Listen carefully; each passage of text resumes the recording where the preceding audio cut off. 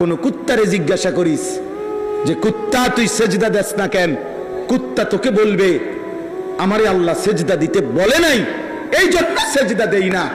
তোরে সেজদা দিতে বলছে তবুও তুই দেস না। খোদার কসম যদি কুত্তার জবান থাকতো তো কুত্তা তোরে বলতো তুই আমার চাইতো নিকৃষ্ট, আমার চাইতো নিকৃষ্ট, আমার চাইতো নিকৃষ্ট। কুত্তায় তোরে বলতো বেটা, কুকুরে তোকে বলতো, কুকুরে যদি কুত্তার জবান থাকতো ও বলতো আমি সেজদা এ কারণে দেই না, আমাকে আল্লাহ সেজদা দিতে বলছে। আল্লাহ কুকুরকে সেজদা দিতে বলছে? শুকরকে আল্লাহ সেজদা দিতে বলছে? গরুরে আল্লাহ সেজদা দিতে বলছে বেটা? তো এই কারণে সে সেজদা দেয় না। তুই নাফরমানকে তো সেজদা দিতে বলছে বেটা, বলো না বাপ। মুসলমানের ঘরে ঘুমাও কেমনে, ইমানদারের ঘরে ঘুমাও কেমনে? নিজেরে মুসলমান বলো, কোন লজ্জায়? বেঈমানের চুল রেখে মুসলমান বলস কেমনে বেটা? শরীর নাপাক, পেশাব করে একবারও টয়লেট পেপার ব্যবহার করো না, পানি ব্যবহার করো না, এমন নিকৃষ্ট নাফাক, এমন দুর্গন্ধওয়ালা অপদার্থ নিজেকে মুসলমান বলস কেমনে বেটা? বল বেটা। শেষ হিসাব, আমি যদি আর কোনোদিন আসতে না পারি, একবারই আসলাম,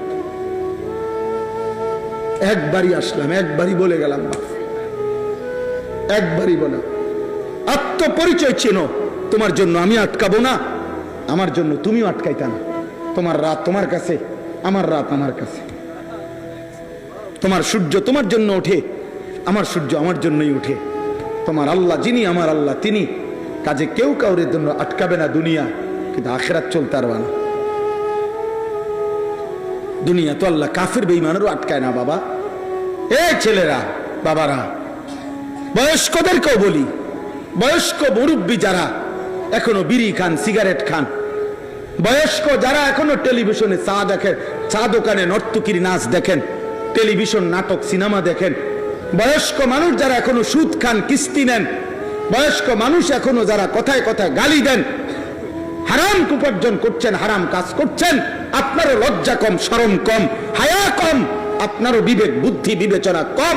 60 বছরও আকল এখনো যদি জাহান্নামের ভয় না আসে, আখিরাতের ভয় না আসে, কবরের কথা মনে না পড়ে, এই বুড়া চাচা, তাইলে আর কবরের কথা মনে পড়বে কোন বছর? বলো না বাপ, তুমি আমার বাপ,